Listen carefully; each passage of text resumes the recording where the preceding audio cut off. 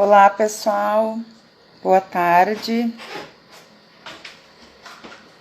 Que bom ver essa galera toda entrando. Estão me ouvindo?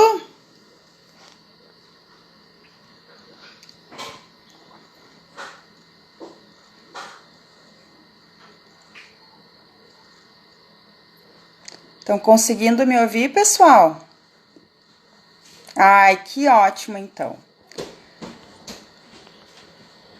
Vou chamar o professor aqui, Edson.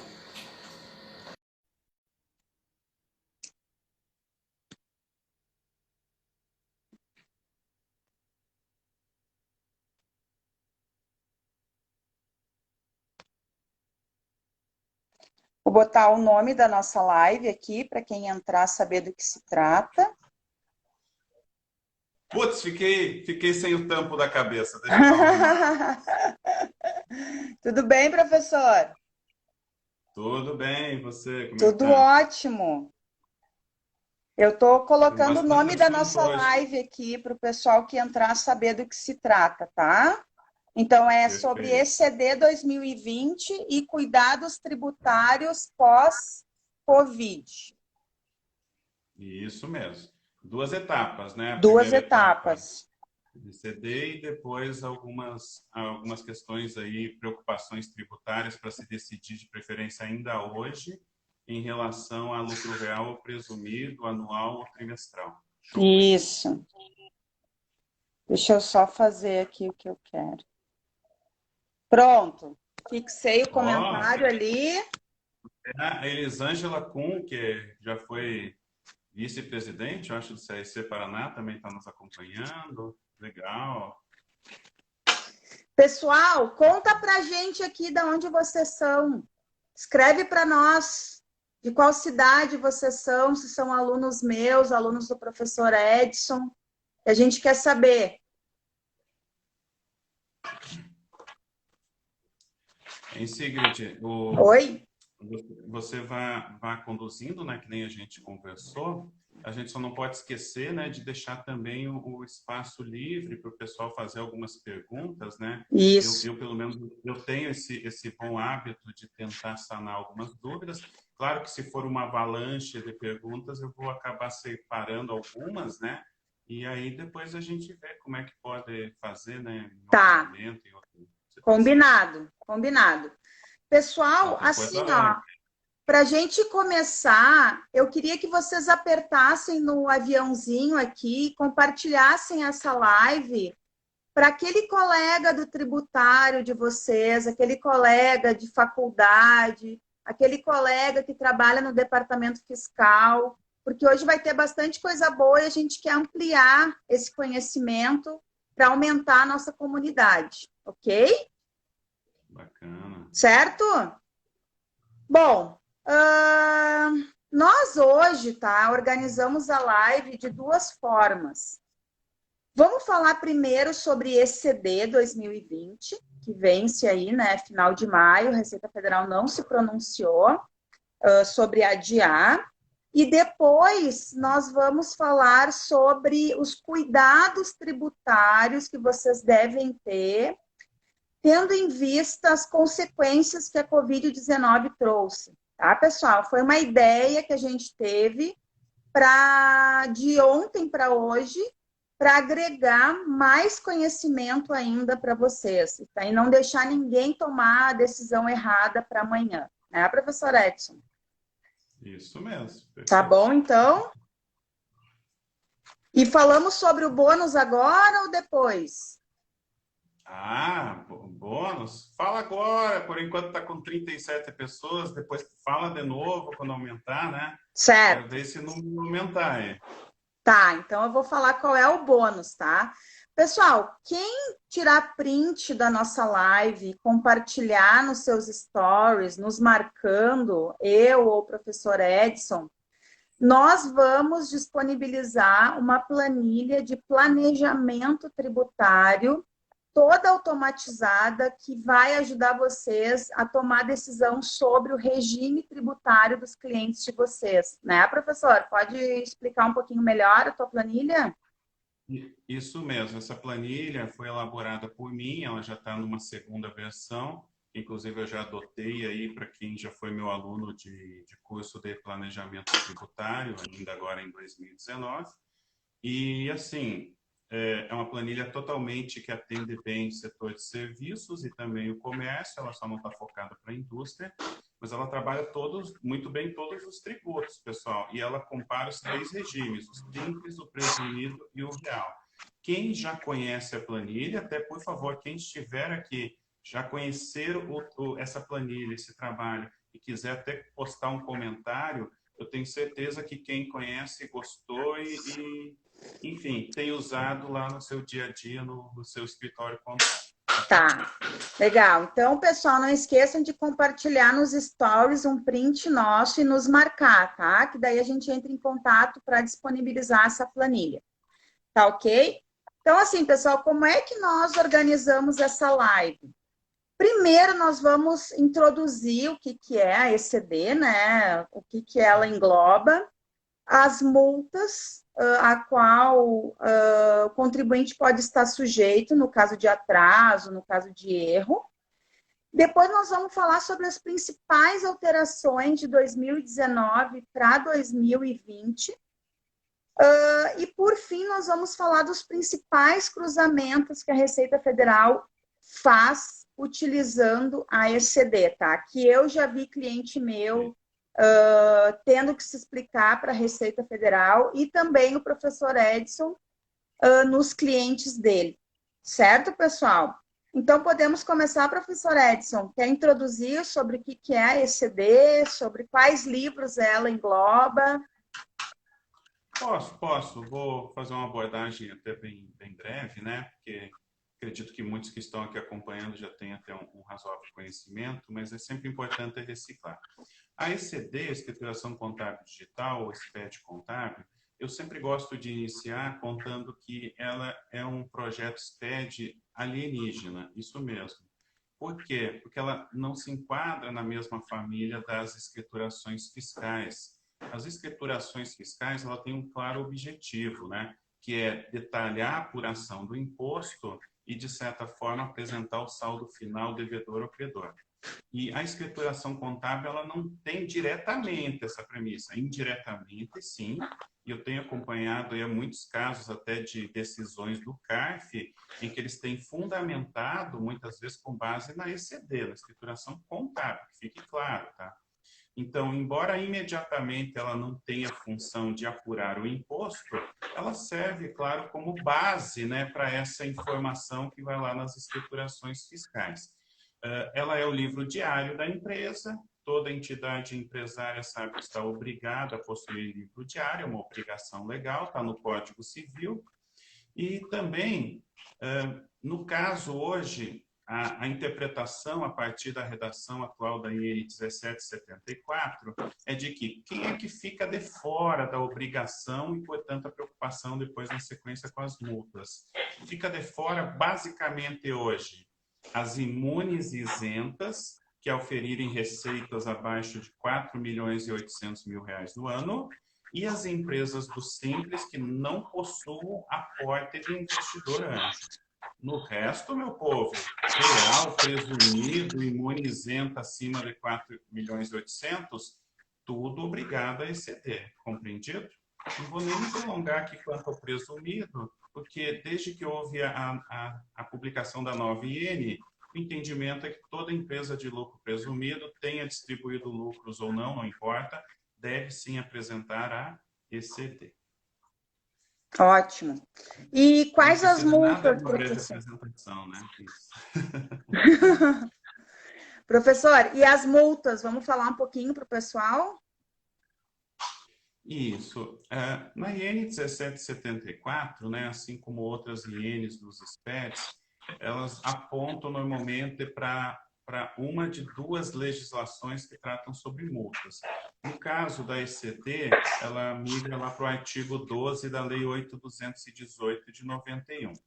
E ali eu quero botar em destaque que, em relação à multa espontânea, que o próprio contribuinte tem a condição de apurar e recolher, ela atualmente, desde a mudança que houve na norma, ainda no final do ano retrasado, é de 0,02% da receita bruta, limitada depois de 50 dias de demora em 0,1%.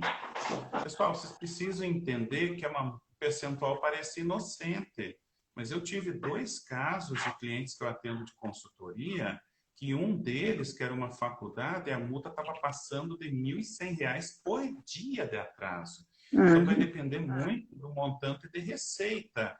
Claro, privilegia aquela empresa, o cliente pequeno do escritório, que às vezes fatura pouco, e que também não era muitas vezes justo pagar aquela multa já de partida, mesmo reduzida pela metade, de R$ 250 por mês. Perfeito? E aí nós temos uma outra série de multas, que são as multas, como eu gosto de brincar, se o fisco me pegar com a boca na botija, né? Que são as multas decorrentes de omissão de operações, né? Enfim, outros detalhes, que pode chegar até 5% isso, né, da receita. Pessoal, além das multas, o que eu vejo que é muito importante, escrituração contábil é coisa séria.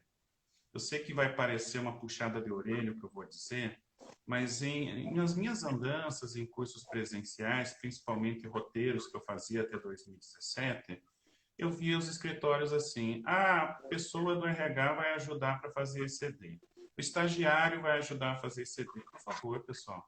É o livro diário da empresa. Ele tem uma série de obrigações, complexidades, detalhes a serem observados.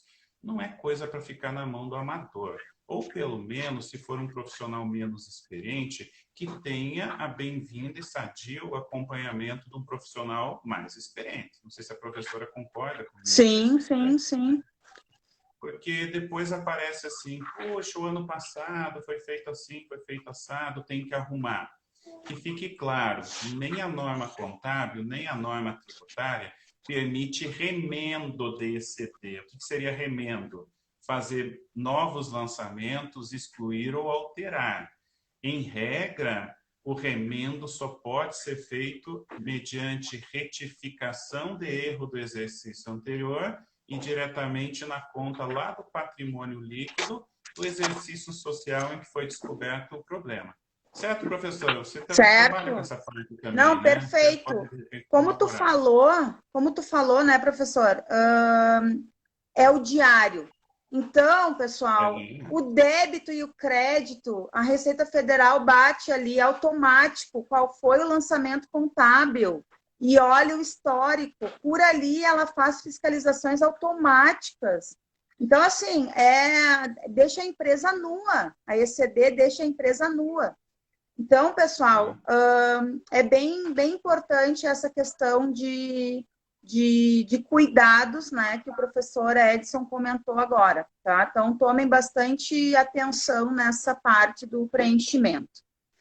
Em segredo, se você me permite só um minutinho, porque eu acabei entrando aí junto no teu ritmo.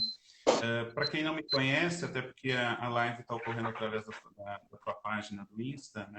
Eu vou me apresentar rapidamente, né? Eu sou o professor consultor Edson Pinzon, tenho formação contábil até pela Universidade Federal lá de Porto Alegre, né? A mesma da Prof. Sigla.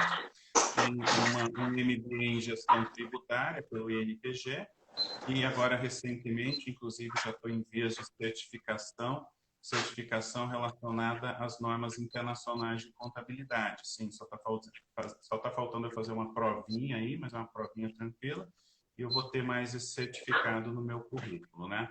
Eu já atuo há 30 anos na área, isso mesmo, né? Comecei cedinho, e sempre relacionado ao tributário e ao contábil. Atualmente, o meu enfoque tributário é mais federal. Eu não milito, por exemplo, com ICMS, com IPI, folha de pagamento, né? Não é a minha praça. ICMS é com o professor Diego e o professor Douglas. Depois eu quero fazer live com eles também. Gosto muito do Diego, acompanho ele nas redes sociais. E o Douglas também, excelente.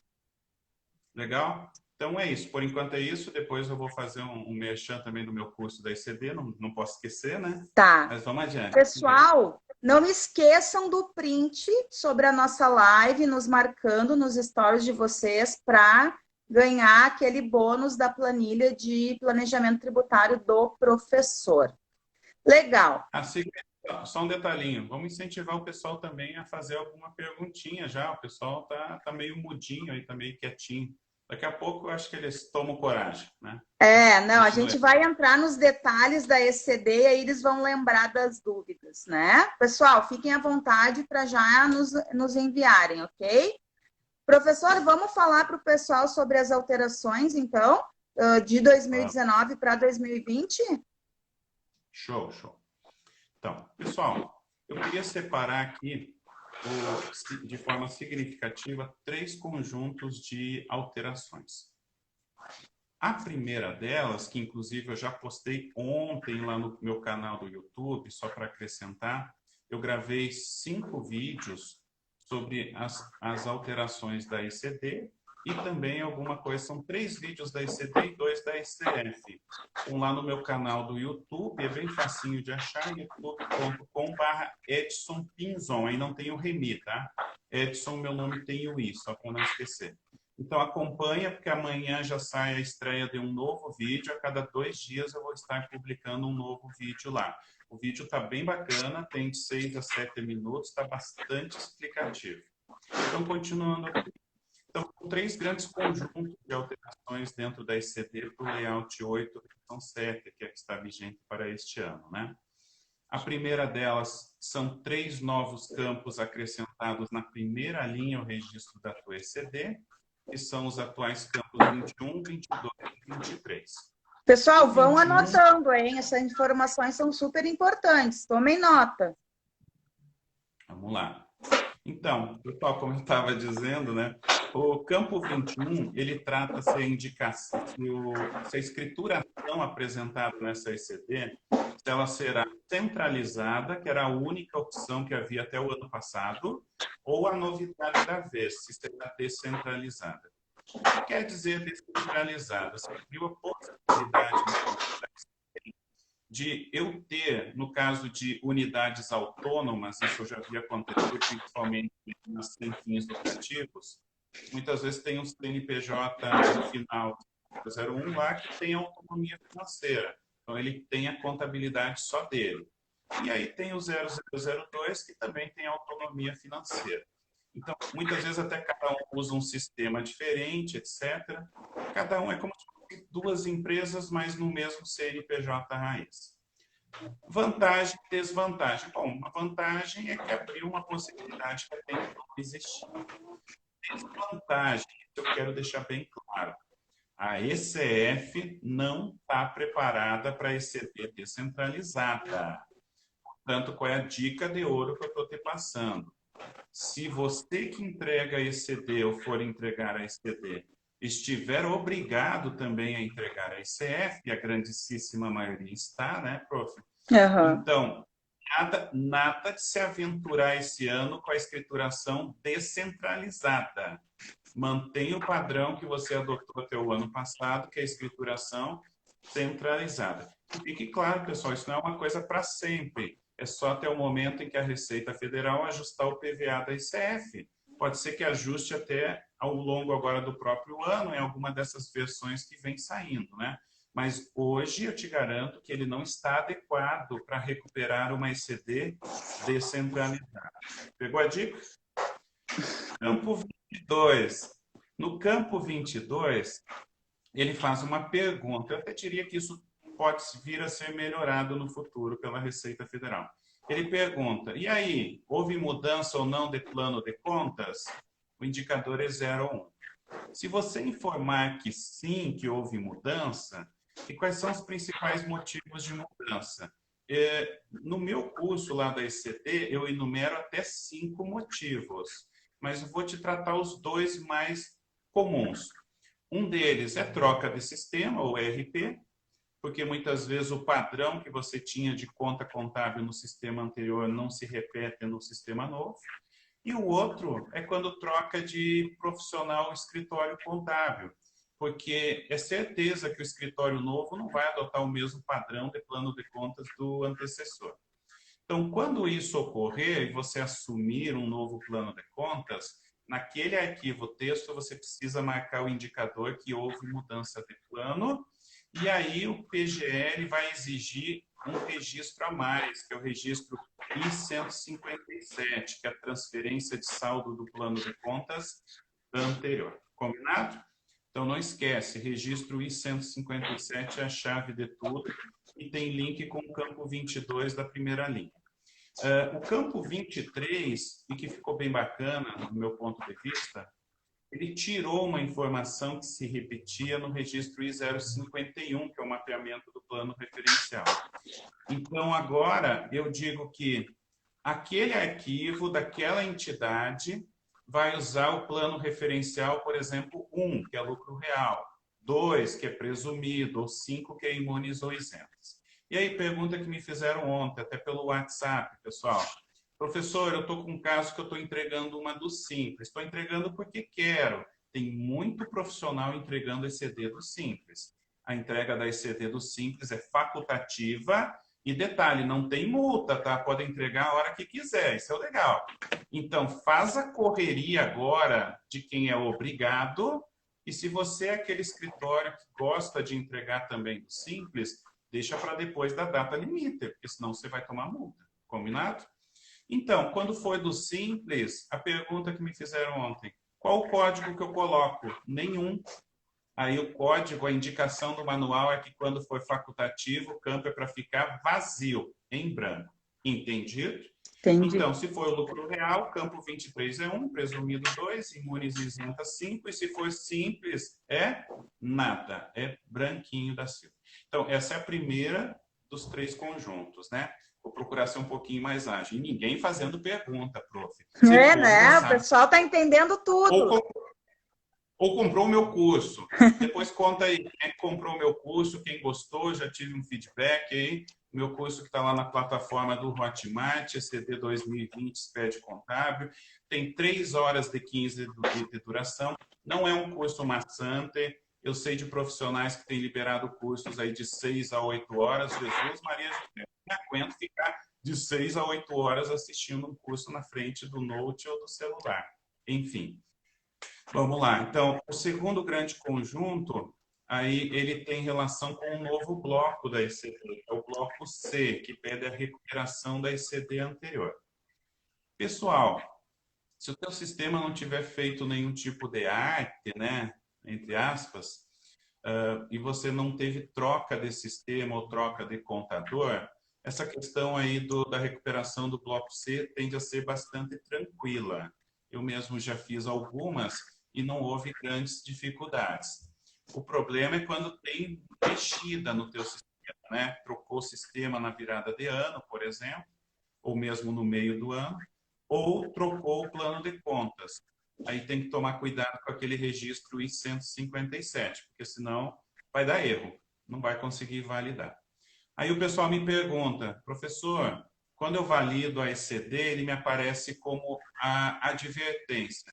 Pessoal, eu quero acreditar que a Receita Federal está dando uma canja nesse primeiro ano. Só que nós temos um problema. Embora diga ali que é uma advertência, quem já tentou transmitir sem recuperar, sabe que depois de tudo pronto, assinado, validado, no momento da transmissão, a Receita Federal vai lá na base de dados dela e se ela encontrar uma ECD imediatamente anterior, aí ela não te dá advertência, ela te dá um belo de um erro. Então, não espere o inevitável. O manual deixa bem claro que é obrigatório, sim. Claro, é obrigatório se tiver. Porque eu conheço assim, vamos pegar um exemplo de uma empresa, um caso que eu peguei agora esse ano. A empresa até março estava no Simples e em abril entrou na obrigação do lucro real. Nesse caso, ela pode entregar ECD só de abril a dezembro. E ela não tem ECD anterior, porque ela não tinha, no caso do escritório, lá não tinha o hábito de transmitir ECD da empresa do Simples. Mas se ela tivesse transmitido, também é obrigatório recuperar. Então fica a dica, para quem está transmitindo as facultativas, vai ter que recuperar também a ECD anterior. Legal, pessoal? Pegou o esquema? E o que essa recuperação de ECD faz, tá, prof? Ele confere os saldos inicial e final. Então, o saldo final da ECD anterior tem que bater com o da tua inicial. Se tiver batido, pessoal, esquece, bênção, pai e mãe, segue em frente, né? E a última modificação diz respeito, né, ao registro J150, que é a DRE, ou Demonstração do Resultado do Exercício. Eles deram uma mexida no layout, mas, em síntese, acrescentaram um novo campo 3, que é um ordenamento para visualização apenas, não tem outra utilidade a não ser visualização. O campo 5 agora, ele só aceita uma linha com o indicador 1, e assim, eu já peguei ECDs de 3 sistemas diferentes, pessoal. Eu já peguei do Proteus, da TOTUS, já peguei da Domínio e já peguei do Sage. E qual foi o entendimento do pessoal do desenvolvimento? Que vai ser a linha de resultado líquido do exercício, ou seja, a única linha totalizadora, que é grau 1, no campo 5 do registro J150, anota aí, é a linha lucro, prejuízo líquido, período do exercício. Então, nesse novo formato, não me pergunte por que não sou eu que faço as regras, não está sendo possível inserir linhas de subtotais, o que é uma pena, porque aí fica em desacordo com a norma. Não está sendo possível inserir, por exemplo, uma linha específica de lucro bruto, resultado antes dos tributos sobre o lucro, dentre outros casos.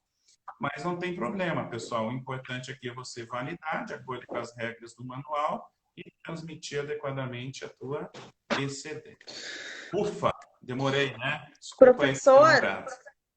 Atiça o pessoal para dar os prints lá, hein? Gente, isso mesmo, não percam essa chance de ganhar a planilha do professor Edson, pessoal. Professor, eu abri a caixinha de perguntas ontem, né, no meu Instagram, e já que tu falou no J150, uma aluna minha perguntou sobre o cruzamento do J150 com o I052. É um cruzamento interno. Isso. Podemos esclarecer essa dúvida? Pode, tá? Assim, desde o ano passado, ainda isso foi a mudança do layout do ano passado, se instituiu tanto no J100, que é o balanço, quanto no J150, que é a DRE, se instituiu um indicador de código de aglutinação, e ele é por letra. T se for uma conta título e D se for detalhe. A conta detalhe significa aquela que é o último grau ou nível visível no balanço, por exemplo. Não tem nada a ver com conta analítica, pessoal, porque no balanço não se apresenta conta analítica. O ideal no balanço é trabalhar no máximo grau 3 ou 4. Eu recomendo 4. Nunca trabalhe com grau 5 ou 6 no balanço. Muito bem. Então, o que acontece nesse caso? Quando for o último grau visível no balanço, ele é indicador D. E quando for indicador D, prof, é que ele vai conferir se tem ou não um registro I052, que é um registro filho do plano de contas. E aí ele vai fazer a seguinte checagem. Ele vai ver se o saldo, se a soma do saldo daquelas contas daquele aglutinador estão batendo com o balanço ou com a DRE. Então, é uma validação interna da própria ECD e que, digamos assim, ela foi aperfeiçoada. Ela já existia, mas ela foi aperfeiçoada ainda no layout do ano passado. O colega aqui, eu não estou conseguindo enxergar um nome, tá ruim. Enfim, professor, este é o primeiro ano que estamos fazendo a ECD. E em 2019 trocamos de ECD. Enfim, lá no campo 22 você vai ter que informar que houve mudança do plano de contas e você vai ter que preencher o registro I-157. Lá no meu curso eu explico, tem 3 formas de trabalhar esse registro.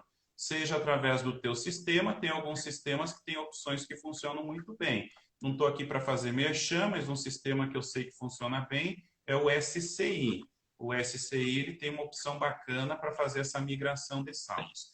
Segunda opção, que eu também já recomendei para um outro cliente, é usar planilha Excel, o bom e velho PROC-V. Função PROC-V, pega o saldo final do plano de contas velho, inicial do novo, faz ali um ligue-ligue, e aí fica fácil de montar o registro. Em último caso, para aqueles que são avessos à tecnologia, também dá para entrar direto no PGE e inserir manualmente. Legal? O único problema que eu vejo de inserir manualmente, professor, é que, infelizmente, o PGE não está validando o plano anterior. Ainda não. Teria condições, mas não está validando.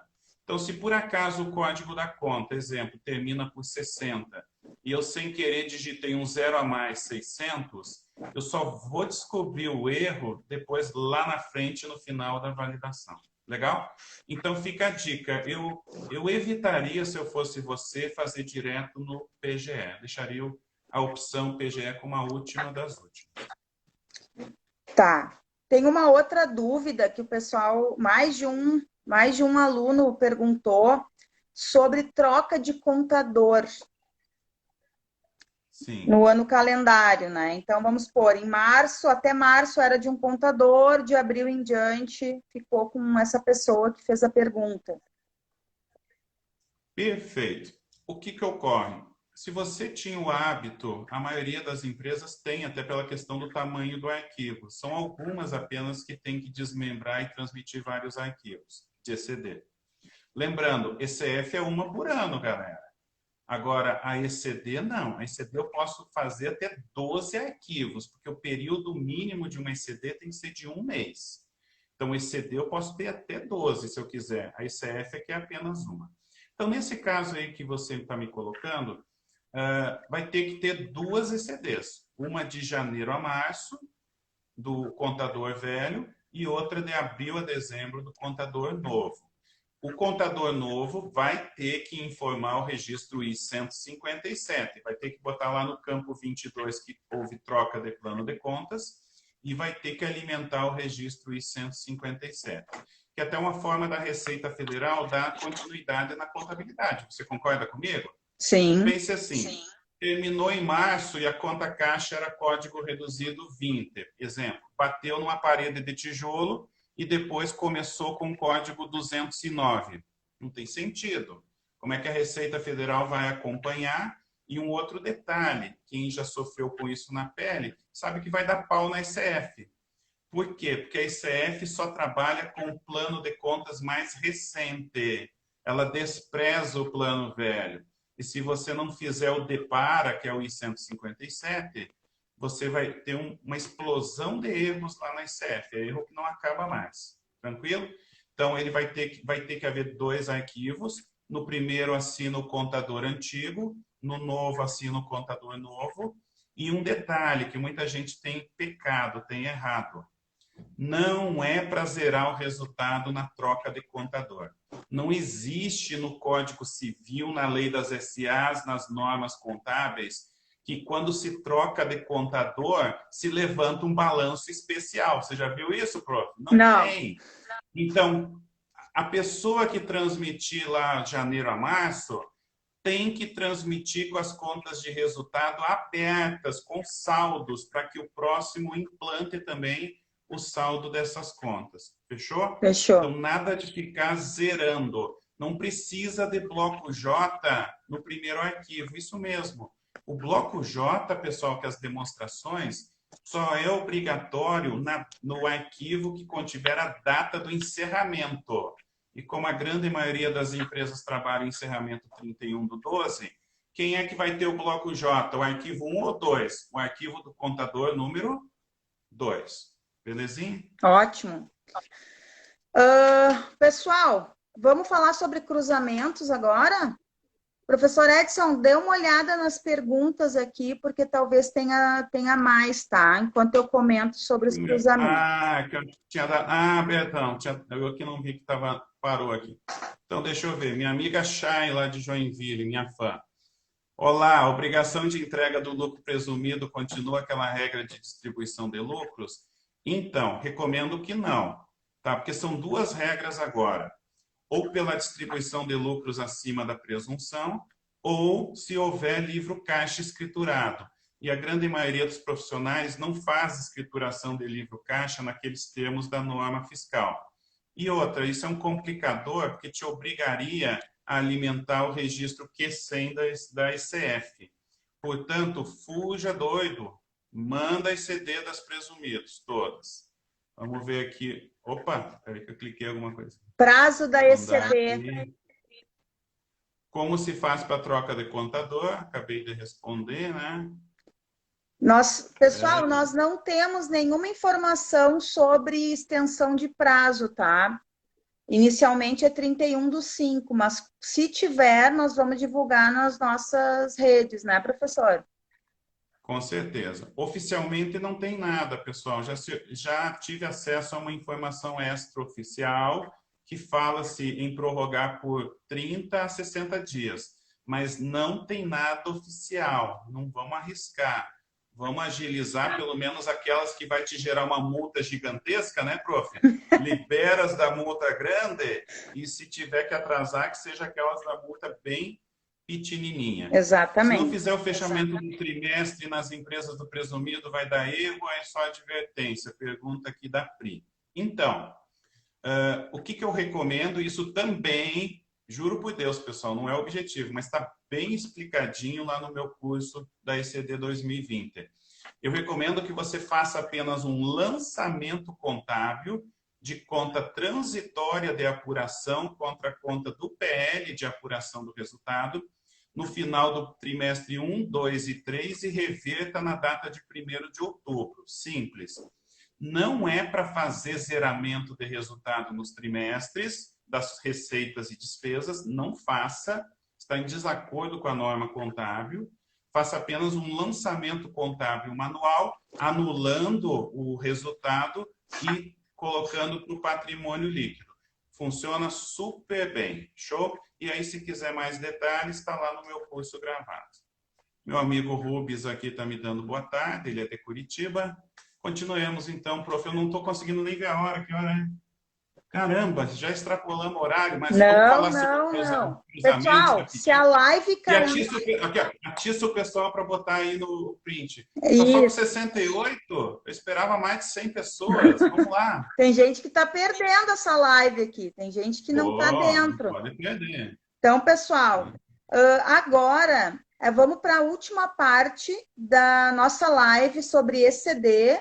Lembrando que depois nós vamos falar sobre os cuidados tributários sobre o cenário pós-Covid, ok? Então, vamos para a última parte da nossa live sobre ECD 2020, que diz respeito aos cruzamentos. Pessoal, print, tá? Vamos explicar de novo, professor, porque teve gente que chegou depois e não acompanhou. Vai falando ele. Pessoal, como é que funciona? Quem der print na nossa live e compartilhar nos stories, marcando eu ou o professor Edson, vai ganhar um bônus dessa live, que é uma planilha de planejamento tributário sobre os regimes que as empresas têm para escolher, tá? Lucro real, lucro presumido, simples também, né, professor? Isso, os três. Então, pessoal, deem um print, nos marquem nos stories de vocês e nós vamos entrar em contato para enviar a planilha bônus para vocês, ok? Bom, cruzamentos, okay. Então. Fábio, que maravilha te ver aqui, meu amor. Coisa boa. Fica aí, vamos falar um pouquinho de impostos agora. Querido. Pessoal, vamos falar então agora sobre cruzamentos, tá? Entre os SPEDs. Legal, Pri, ótimo. Bom, o professor Edson comentou sobre o que vai na ECD, né, pessoal? Que é praticamente a vida da empresa, o débito, o crédito, histórico, as contas envolvidas, tudo. Vai o diário, o livro razão, balancete, balanço. Então, assim, por ali, pela ECD, a Receita Federal tem condições de fazer uma série de cruzamentos com outros SPEDs, ok? Não cruzamentos internos. Então, eu já vi cliente meu sofrendo autuações por presunção, ou seja, conclusões precipitadas que a Receita Federal tomou simplesmente fazendo cruzamentos automáticos, tá? E qual foi essa presunção? A principal delas, saída sem nota. Por quê? Que cruzamento é esse que ela faz?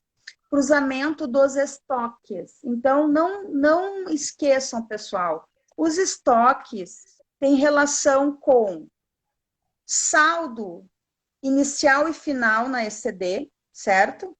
Saldo lá no inventário do SPED fiscal e o custo que é informado na ECF. Então, façam uma conciliação do que está indo parar na mão da Receita, nas informações sobre estoque, tá? Não esqueçam disso. Lembrando que eu tenho um treinamento só sobre cruzamentos, tá? Que é um treinamento que sai todo ano presencial. Não sei como é que nós vamos fazer esse ano, que eu dou... o professor Edson já correu na frente, já gravou um online que está disponibilizando para vocês. Mas esses cruzamentos eu trabalho num curso junto com a professora Magda Brasil, tá? Então, quem tiver interesse, depois entre em contato comigo ou com ela. Eu deixei anotado aqui os cruzamentos, tá, pessoal? Além dos estoques, tá?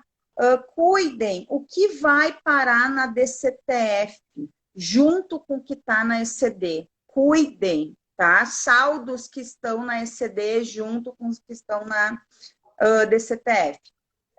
Professor Edson, contribui, tá? O que tu tiver de experiência aqui, vamos juntar os nossos assuntos. O que mais, pessoal? Saldo de receita lá no DRE que tu informa na ECD, junto com o que tu informa no SPED contribuições e no SPED fiscal, mensalmente. Então, essa receita bruta tem que estar conciliada mês a mês com o que tu informa no SPED fiscal, no SPED contribuições, ok? E também as despesas de PIS e COFINS, as despesas de CMS, as despesas de IPI, as despesas de contribuição previdenciária sobre a receita bruta, lá, né, nesses informes, SPED contribuição e SPED fiscal, batendo com o que está na ECD, certo? Isso mesmo. Ok? O que mais que eu anotei aqui?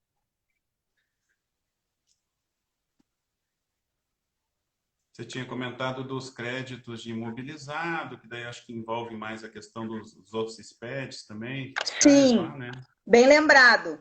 O imobilizado, pessoal, que tu informa na ECD, tem que estar conciliado com o crédito do PIS e COFINS sobre imobilizado. Cuidem o que está indo de movimentação na ECD, com o crédito que vocês estão tomando, e também com o crédito que vocês estão aproveitando lá no ICMS. Então, cuidem para ver se está consistente as informações.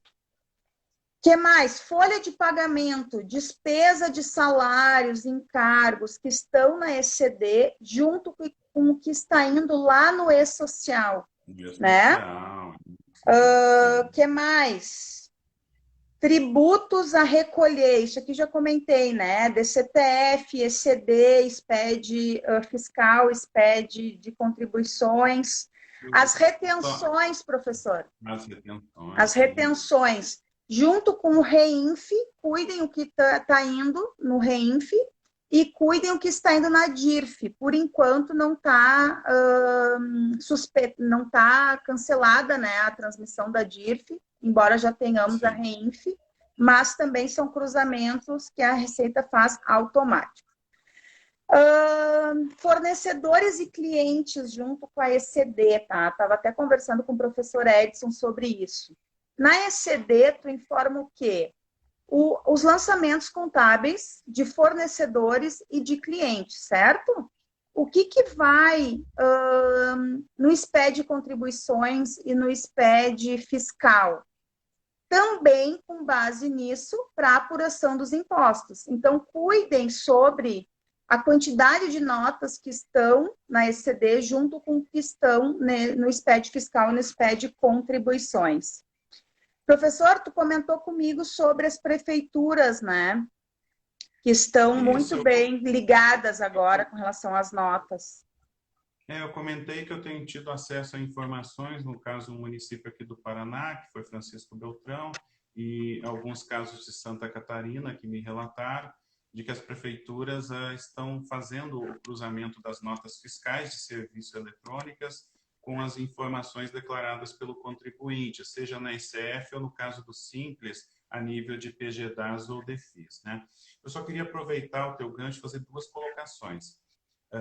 Eu estou vendo que nós temos um espaço bem bacana para mais para frente a gente fazer uma nova live aí, lidando com a ECF, tá? Até porque eu vou, né, num prazo aí inferior a 30 dias, eu pretendo já estar com o meu curso gravado da ECF também disponibilizado para quem tiver interesse. Enquanto isso, vai lá e pega o da ECD, tá no Hotmart, não esquece. Pessoal, não tem como não me achar. Só tem 3 ou 4 cursos ECD 2020. Se cadastra no Hotmart, entra lá, pesquisar mercado, menu mercado, põe ECD 2020 e vai estar essa minha carinha barbuda lá na foto. Não tem erro. Não, e outra, é só ir na tua bio, né, professor? No link do Instagram, perfeito. tá lá. Sim. Bem fácil. Tá lá o link. Quem tiver alguma dificuldade, pessoal, pode me mandar o WhatsApp, o direct, mensagem, pode vir até de camelo, não tem problema. O professor responde tudo. Mas aproveitando o teu gancho ali, então, comentei de tomar cuidado com as prefeituras, né?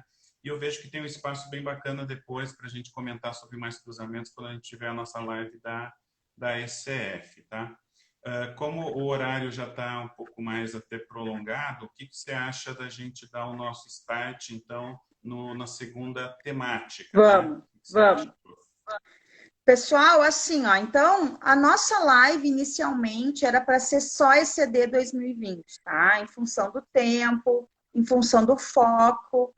Mas o professor Edson ontem trouxe uma ideia muito bacana para nós aproveitarmos a nossa audiência nessa live e passar dicas valiosas que precisam ser utilizadas para a tomada de decisão até amanhã, tá? Dependendo do caso da empresa.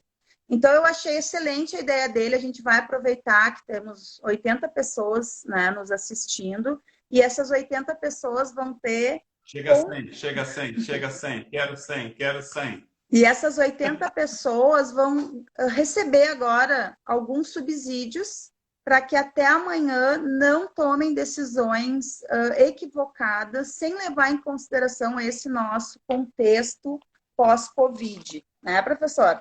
Então, assim, nós vamos falar sobre 4 assuntos agora, que o professor Edson vai comentar um pouquinho mais aprofundadamente. Nós vamos falar sobre lucro presumido e lucro real, tá? Nesse contexto pós-Covid. Nós vamos falar sobre lucro real trimestral e lucro real anual.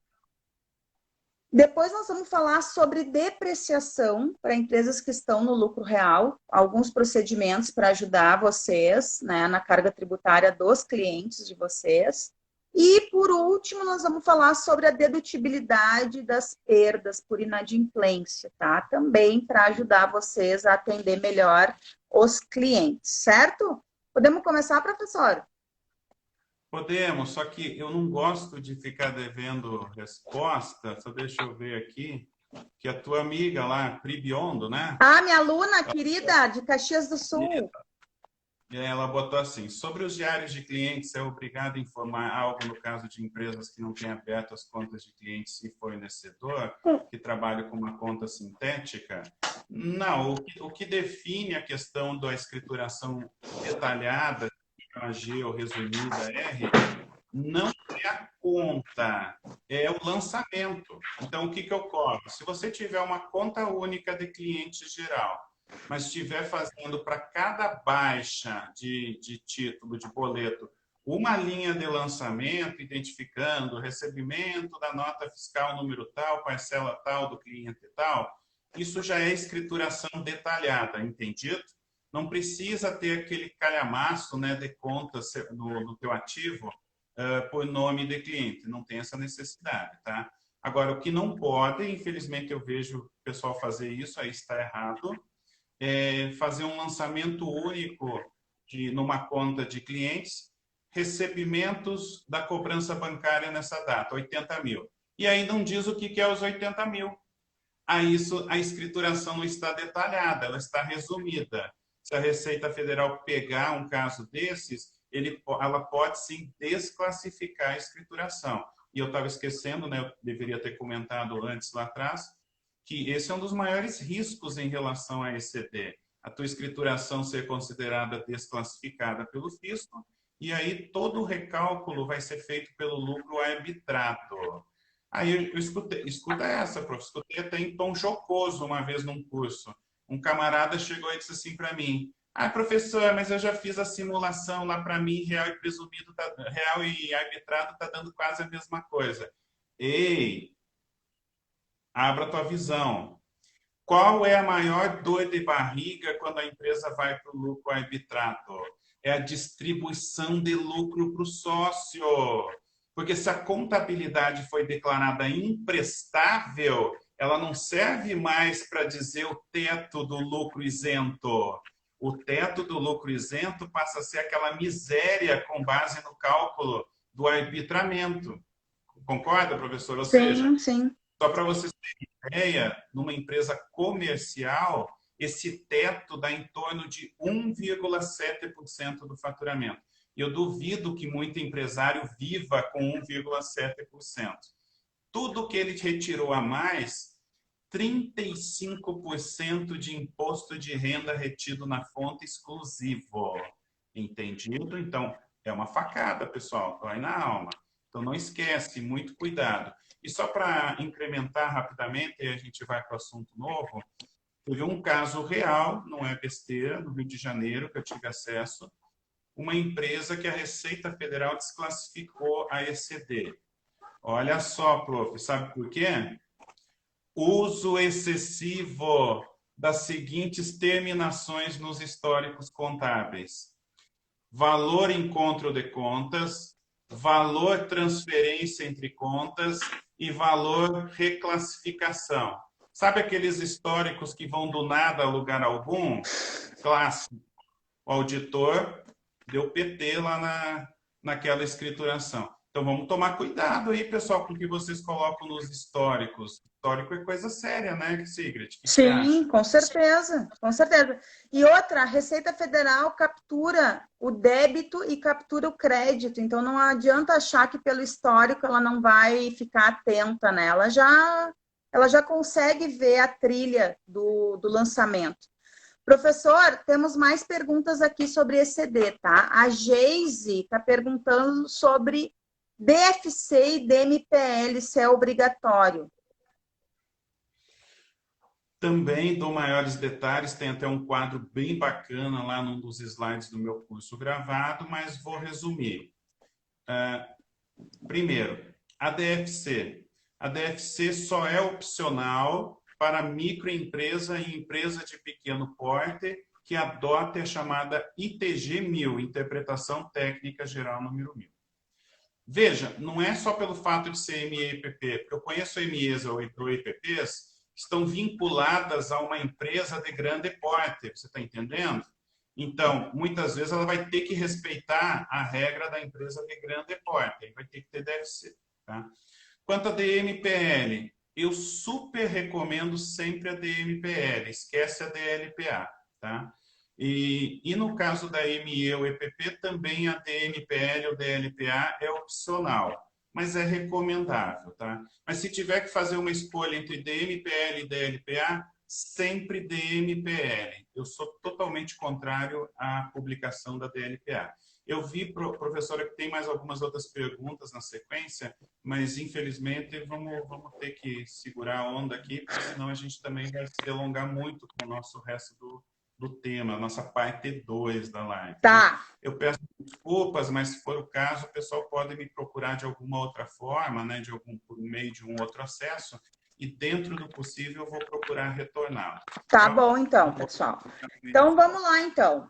A segunda parte da live nós dividimos, então, em 4 tópicos que se referem aos cuidados tributários que vocês têm que tomar em função do Covid. Então, vamos para o primeiro. Lucro presumido e lucro real, professor. O que a gente pode falar para o pessoal? Então, a bem da verdade, né? Como que começou essa ideia? Foi ontem, foi muito rápida e nós nos agilizamos em incluir como pauta para hoje. Saiu uma matéria, né, no jornal Valor Econômico. Através dessa matéria, um contador amigo meu de uma empresa de grande porte veio trocar uma ideia comigo. Na sequência, uma outra profissional aí de Joinville também veio com uma preocupação semelhante. Aí caiu a ficha. Falei, pô, liguei tudo. Falei, poxa, é muito importante passar o recado. Qual é o recado?